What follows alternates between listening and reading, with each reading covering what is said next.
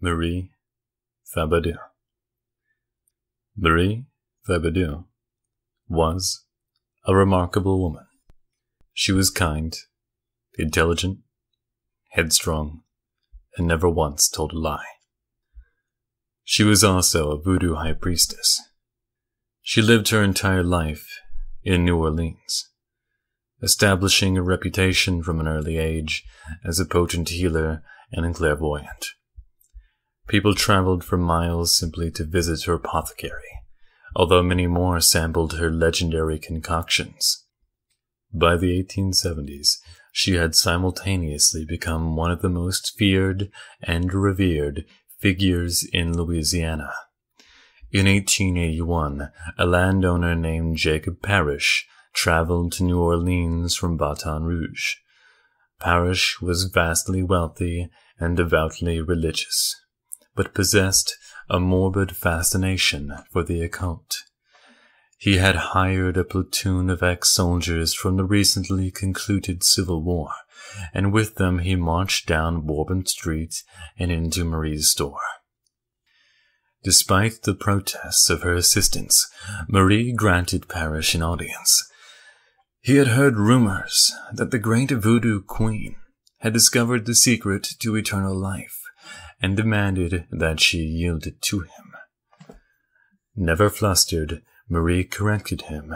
She had indeed discovered a ritual that would grant immortality, but only for a set period of time, 50 years to be exact. Once performed, the subject would rise again after his natural death, having no need for food, air, or water. Immune to disease, and utterly impervious to bodily harm. After 50 years had elapsed, however, the subject would die once more, never to rise again.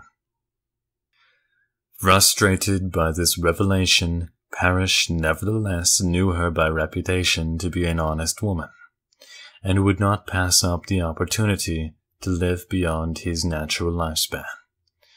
Marie agreed to conduct the ritual for him as long as he vowed to leave New Orleans permanently once it had been concluded. Parrish agreed, and the ritual was performed. True to his word, Parrish returned to Baton Rouge later that day, but not before ordering his mercenaries to murder Marie and her assistants and burn her apothecary to the ground. Louisiana folk are renowned for their superstitions, which are many and varied.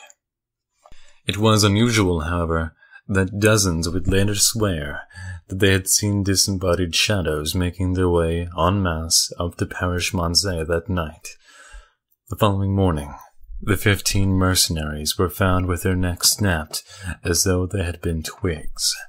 Parrish himself was discovered in his bed, wide-eyed and apparently terror-stricken, his throat torn out with such ferocity that the state coroner was forced to conclude that a bear had somehow made its way into his locked second-floor bedroom.